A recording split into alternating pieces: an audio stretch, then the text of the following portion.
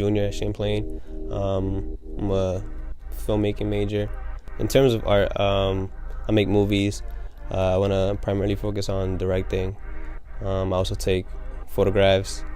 My main style, I guess, is portraits. I love taking portraits. So directing and taking photos. Yeah, I consider my I consider my work to be art. Yeah.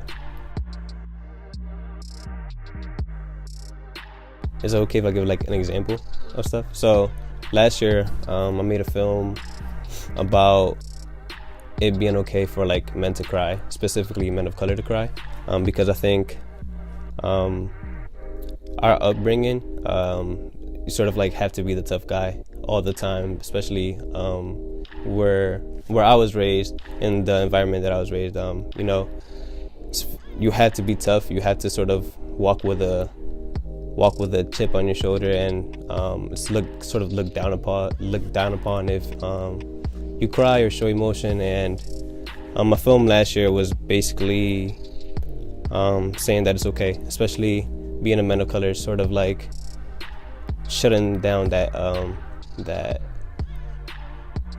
stereotype, I guess, that black man can't show emotion. And my art is basically saying it's okay, you know.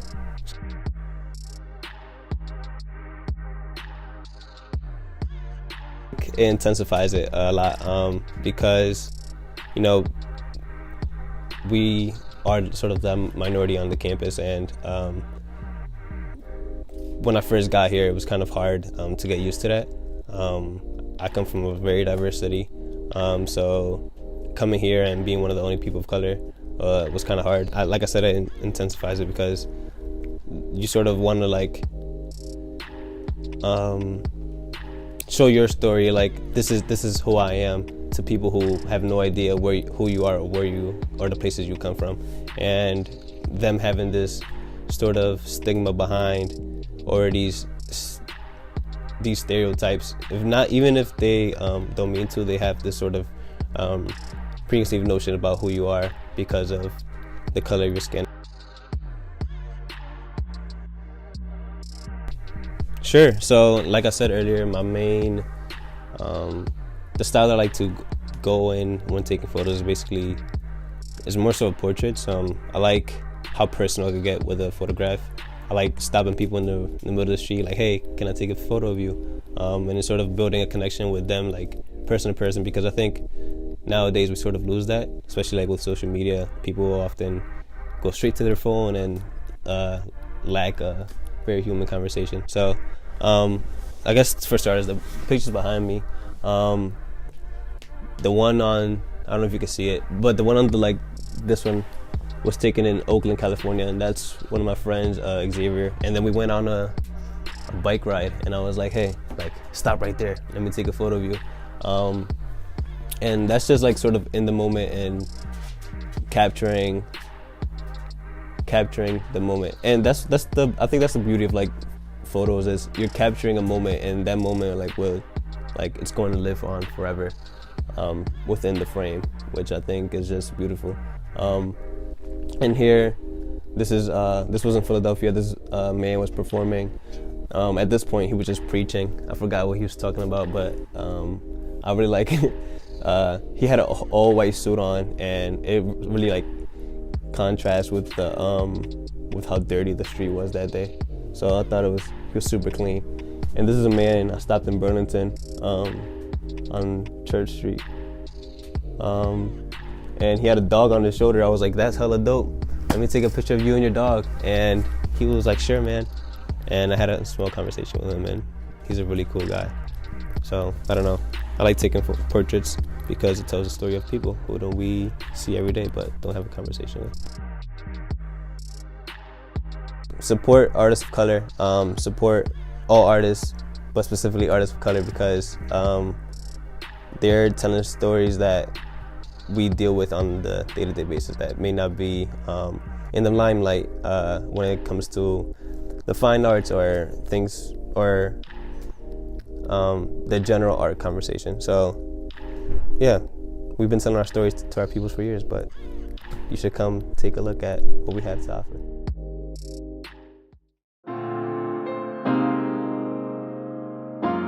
My name is Rajnii Eddins, and I'm a spoken word artist, a teaching artist.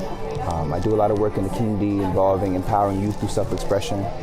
So a lot of my art actually has to do with deconstructing race and racism.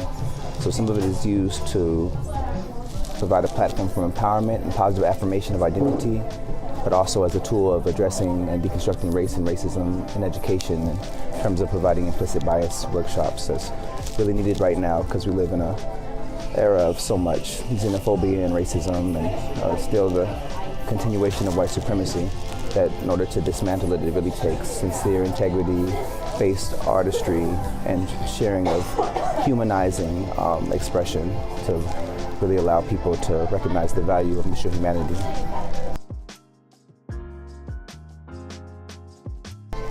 Oh, definitely. I mean, art, the craft of poetry and, you know, in tandem with storytelling and ancient griots is something that's age-old and very part of, you know, very much part of that human continuum, the vast tradition. So I think when I think of poetry, my own particular artistry, I came through it through my mother's tutelage, and she started something called the African American Writers Alliance when I was about 11 years old. It was the first all-black writers group in the Northwest. It kind of came about because there was a lot of tokenizing and not much unified connection in terms of that import. So I grew up a lot around elders who were sharing their expression in terms of plays and short stories and poetry and vignettes, and so I got to soak up that energy.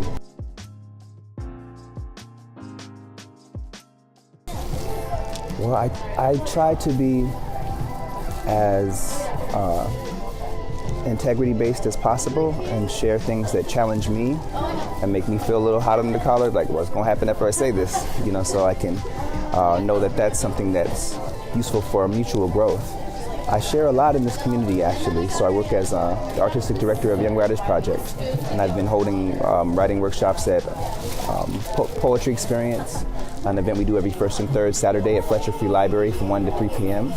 I do an event specifically for youth and adult artists of color called Voices of Color Showcase that happens every third Monday over at the Lamb Shop from 7 to 9 p.m. We also do an event called Sound Check that happens every third Thursday over at Burlington City Arts from 6 to 8. And we do an event every other month, usually the final Wednesday at Arts Riot called Poetry Riot. So my way of influencing culture, as I see it as a way of kind of transforming consciousness, is by holding consistent platforms for people to share mutual humanity through shared story, and also highlighting the underheard narratives of youth and adult artists of color in particular. This being such a homogenous environment, really needs to have that equalizing of the platform.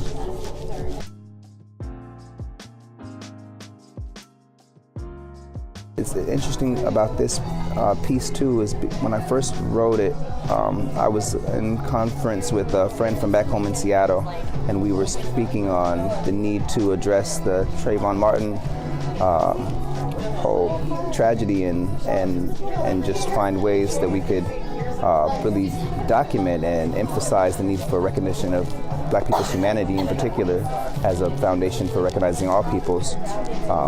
So that's kind of how the piece came about. She was really distraught when she learned that Zimmerman was let off for that, and so that piece kind of came about from me generating an intel, an inventory of all the past experiences or people have had in this place called America, and the need to affirm the reverence of our humanity. So that's where this piece came from. It's called For Trayvon, Mike Brown, and the Countless Unnamed.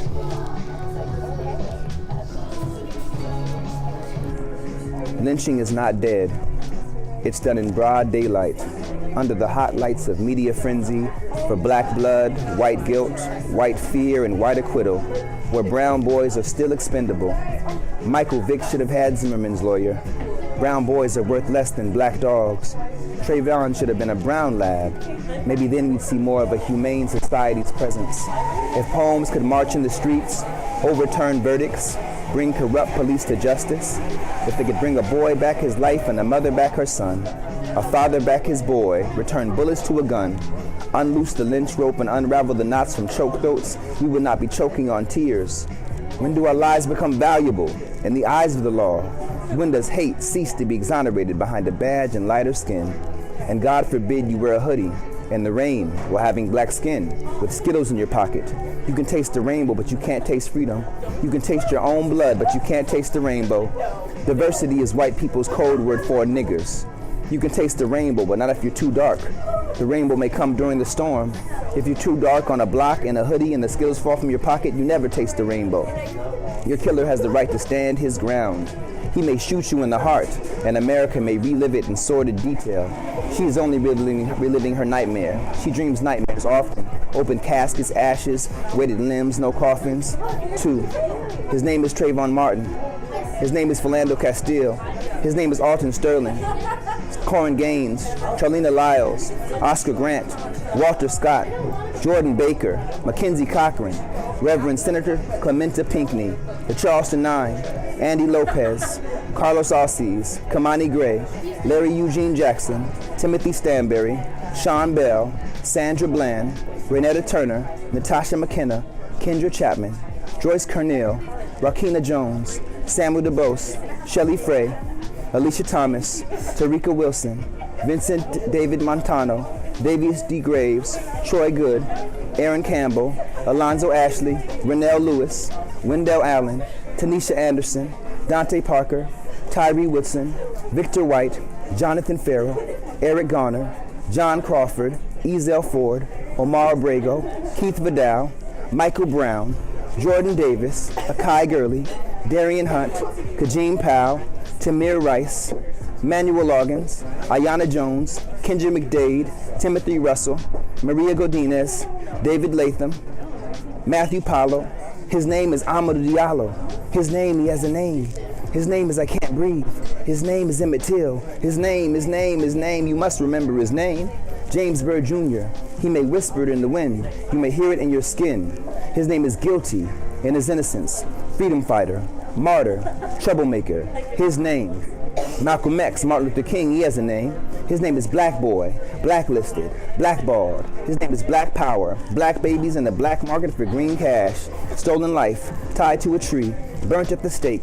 His name, Probable Cause, the Negro Problem, Chalk Outline, White Man's Fear. His name, Ear for a Souvenir. His name, Black Nigger Boy. Fred Hampton, Huey P. Newton, Medgar Evers. His name saves lives, mobilizes movements. His name is Watch for a Black Messiah, Bullet to the Heart, Boy in Jaws of Wolf, White Girl Called Rape, Whistle Too Free, Head Too High. His name Looked Me in My Eye. His name Must Die, Gangster, Thug, Menace, Stereotype. His name is Wretched Like Demon. His name is Take Him to the Iron Bridge on Main Street. His name's legs are pulled until its neck cracks. Stabbed, hung, shot, burned, ravaged by relic hunters. His name is Mistaken Identity. Scottsboro Boys, Tuskegee Experiments, David Walker, Living, Breathing, Black Manhood, Heathen, Pagan, No Salvation. His name is You Free Nigga and Get Over It. Kunta Kinte, Stolen African, Strange Fruit, Stranger in a Strange Land, In Danger of Deranged Hands, Enemy of the State, Genetic Dissenter, Asphalt Art, Bloody Memory, Collateral Damage, White Man's Burden. That happened so long ago. Chain Gang, Wage Slave, Chattel, On the Rack, In the Irons, On the Run, Wanted. His name is Arthritic Hands That Felt More Thistles Than Cotton. His name is Put Your Hands Up, Spread 'em, Stop or I'll Shoot. His name is Bang, 41 Shots, Assata Shakur, Angela Davis, Breakfast Program, Black Panther Party for Self-Defense. His name is, he has a name. His name is Beaten Severely, Urinated on, Chained by the Ankles. His name is Dragged for 3 miles and Decapitated. 81 places have the remains. His name is Missing an Arm. His name is Crackhead, War on Drugs, War on Poverty, Scapegoat, Sacrificial Lamb. His name is Kicked Carcass, Convict, Criminal, Thief, Drug Dealer, Victim. Still a child, his name will never breathe again. His name has a mother. His name is Expendable, Sundown Laws, Jim Crow Cars, Jim Crow Bars. His name is Racial Profiling. In court, just call him profiling, because this is not about race. His name is Marcus Garvey, Frederick Douglass, Ida B. Wells. No rights a white man is bound to respect. His name has a title. When he dies, his name is Mr. Martin, wearer of the black hoodie. walker of the home path. Wrong place, wrong time. Wrong skin, wrong crime. His name is holder of the Skittles. His name? His mother knows his name. Her tears spell it in big, bold letters down her cheeks. His name is gone too soon. His name is Darky, Spook, Jigaboo, Sambo. His name is different. Too difficult to be pronounced by thin lips with forked tongues. His name dies without justice. Missing. Lost. Bottom of the ocean. Shark food. Triangle trade of littered bones. His name is Sunchild, Starfruit, young, gifted, and black, but you can call him nigger. His name, he has a name. His name is the sun is rising. His name is Wake Up! I know his name because his name is mine.